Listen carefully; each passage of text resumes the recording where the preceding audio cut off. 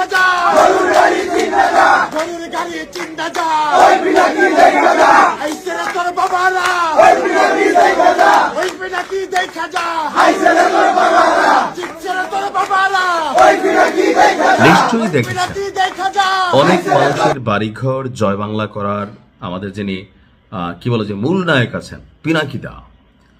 তো আজকে ওনার বাড়ির সামনে মানে গতকালকের একটা ভিডিও দৃশ্য যে বগুড়াতে সম্ভবত তার যে বাসভবন আছে সেই বাসভবনের সামনে প্রকাশ্যে একদল নেতাকর্মী এভাবে স্লোগান দিয়েছেন।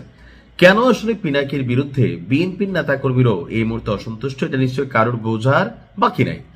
পিনাকি ইলিয়াস সর্বোচ্চ লেভেলে চেষ্টা করেছে বিএনপিকে হারানোর জন্য, বিশেষ করে মির্জা আব্বাস থেকে শুরু করে মির্জা ফখরুল এবং তারেক রহমানকে নিয়েও। আপনার পিনাকি প্রতিনিয়ত যেই ধরনের বক্তব্য দিয়েছেন, অতীতে শেখ হাসিনা অথবা বঙ্গবন্ধুকে নিয়ে যে ধরনের বক্তব্য দিতেন, সর্বশেষ পর্যায়ে এসে তারা শহীদ প্রেসিডেন্ট জিয়াউর রহমান এবং মরহুমা বেগম খালেদা জিয়া এই দুজনকে ছাড়া তারেক রহমানকে নিয়ে নানা ভিডিও বানিয়েছিল পিনাকি ভট্টাচার্য। তো এমনকি নির্বাচনের দিনও, নির্বাচনের আগের দিনও ইনকিলাব জিন্দাবাদ, হাদি জিন্দাবাদ বলে কান্দারেন্দা ভিডিও দিছিলেন। তো স্বাভাবিকভাবে ধরেন যারা এই বিষয়গুলো নিয়ে ঝামেলায় পড়ছে বা ভোটের মধ্যে টেনশনে ছিল, তাদের মধ্যে এখন একটা জোয়ার উচ্ছ্বাস আসছে।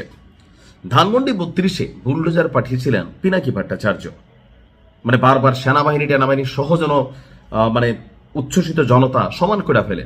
তো পিনাকি কি ভাবছিল যে তার বাড়ির সামনেই 32-এর চিত্রের কাছাকাছি লেভেলের হবে? তবে ভাগ্য ভালো, পিনাকির বাড়িঘর ভাঙচুর হয় নাই, শুধু এখানে স্লোগান দেওয়া হয়েছে।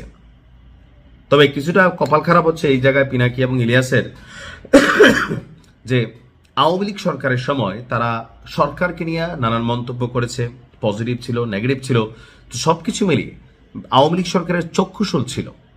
পরবর্তীতে ওই সময় তাদেরকে বিএনপির নেতাকর্মীরা প্রায় ধরেন মাথায় তুলে নাচত।